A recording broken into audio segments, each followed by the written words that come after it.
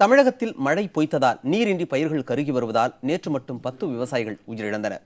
தேனி மாவட்டம் கம்பம் அருகே அனுமத்தம்பட்டி கிராமத்தில் கண்ணன் என்ற விவசாயி மாரடைப்பால் உயிரிழந்தார். மதுரை உசிலம்பட்டி அருகே செல்லாம்பட்டி கிராமத்தில் பாண்டி என்ற விவசாயி பயிர் கருகிய விரக்தியில் விஷமருந்தி தற்கொலை செய்து கொண்டதாக உறவினர்கள் தெரிவித்தனர்.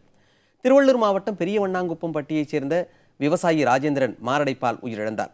அரியலூர் ஒட்டக்கோயிலில் விவசாயி கலியபெருமாள், ஓலையூரில் விவசாயி சக்கரவர்த்தி ஆகியோரும் பயிர் கருகியதால் உயிரிழந்துள்ளனர். இதேபோல் திருவாரூர் கொரடாச்சேரி அருகே பத்தூரில் விவசாயி நவசீலன் மாரடைப்பு ஏற்பட்டு மரணமடைந்தார். தஞ்சை திருச்சேற்றுத்துறையில் பெண் விவசாயி பாப்பாவும், பட்டுக்கோட்டையில் விவசாயி செல்வராஜும் உயிரிழந்துள்ளனர். தஞ்சாவூர் ஒரத்தநாடு அருகே சின்ன பெண்ணாவூரில் வீட்டில் மயங்கி விழுந்து கணேசன் என்ற விவசாயி உயிரிழந்தார். ராமநாதபுரம் கமுதி அருகே டிவிஎஸ் புரத்தைச் சேர்ந்த விவசாயி சித்தையா வாடிய பயிரை கண்டு மனம் வாடி மாரடைப்பால் மரணமடைந்தார்.